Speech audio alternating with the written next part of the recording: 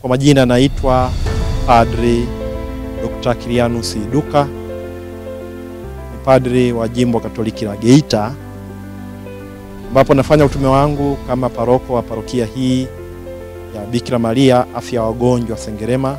Waweza kusema kwamba shirika la bima la taifa limefanya vizuri katika biashara ya bima, na ndio maana tukawachagua.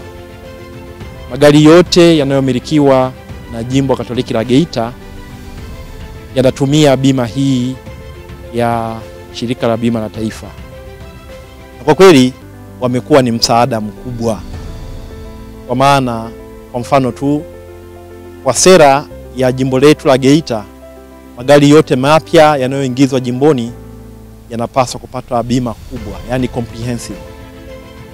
Na hivyo inapotokea imepata changamoto aidha la ajali, ugonga au shida yoyote ile, basi shirika la bima la taifa wamekuwa wakiitika mara moja katika kutekeleza wajibu wao, aidha kutengeneza gari au kutafuta namna ya kununua gari lingine. Toyota Land Cruiser nayo ilipata ajali ya kugongwa. Basi tulipowapa taarifa, na hapo mara moja waliitika, wakaichukua gari, wakafanya utaratibu wao na wakaitengeneza gari, na mpaka sasa gari inaendelea kufanya vizuri katika shughuli za usafiri.